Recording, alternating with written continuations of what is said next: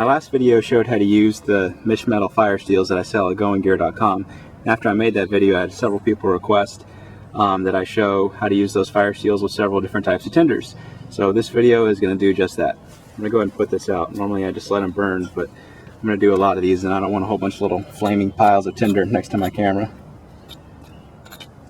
So that one was petroleum jelly cotton balls. I'll show you that one again. What we're going to do is just take one out of the container. And then the common theme that you're going to see is that you want as much surface area as possible for those sparks to get in there. So we're just going to take it, we're going to fluff it up. And stick it down there on the ground. We're going to take our fire steel. We're going to take our striker. I'm just using my fixed blade for this.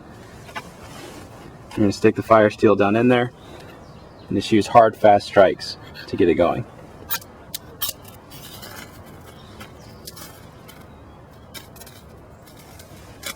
You can see that one lights really easily.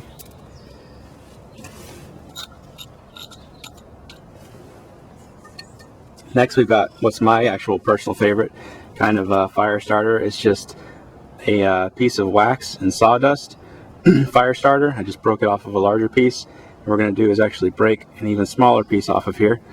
You can see it's got pretty rough edges in there, and you can actually put sparks on there and get it to light pretty easily. Just to make it even easier, the little piece that I broke off, I'm just going to shave it up, and a little pile of sawdust consistency, and then we're going to light that just to make it even easier.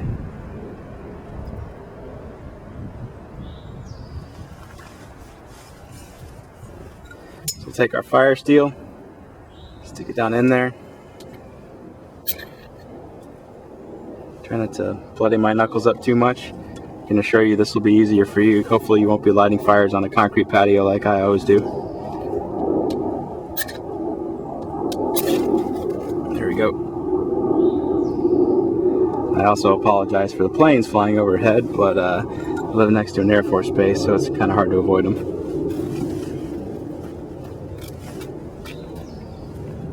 That one doesn't want to go out, which is great when you're trying to start a fire. Next we've got another really common fire starter, which is Fatwood. Again, I've seen people that could just throw sparks directly onto this and get this to light, but we're going to make it easier. We're actually going to take it and just scrape off some little curls. Just use the edge or the spine of our blade. You can actually use the edge as well, but I like the spine. It creates a little bit better curls. We're just going to push it down along there. Just create some little curls.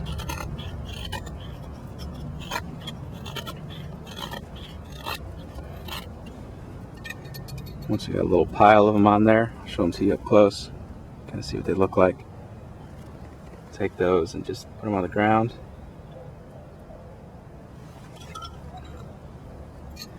Stick the fire steel in there.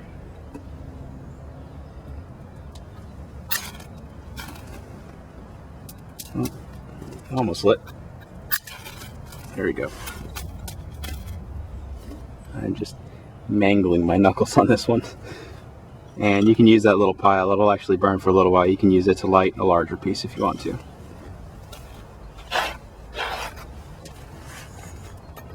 Next we've got a more traditional type of tinder, which is just jute twine covered in dust. And there goes my dog running past. Here's an extra sound effect today. So we're going to take a piece of this. We're going to cut it off. And you want that surface area, so we're just going to take it, use our fingers, and we're just going to fray it up. Make it easier to light. And expose as many of those fibers as we can. Break up some of the wax that's holding it together. So now we got it frayed up pretty well. Just stick it down. Stick the fire steel on there.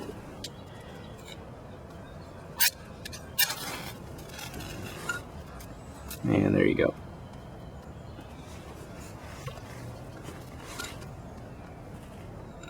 Lastly, we've got a more modern fire starter, which is Trioxane. It's what the military uses to heat their rations, their MREs. So we're just going to open it up. You can see on the inside, a lot of times you'll already have some crystallized or powdered trioxane in there, so that'll actually help you get this going better. So we'll take this tab out. I'm going to zoom in on this one because it's pretty hard to see when it actually does get lit. But just notice now there's got kind of a dull matte finish to it. We'll pour that powder on top.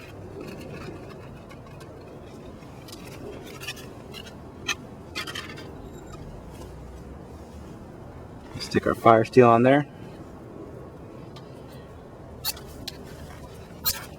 Try not to knock it all away completely. And I don't know if you can tell, but it's got kind of a wet, slippery look to it now. And it actually is lit.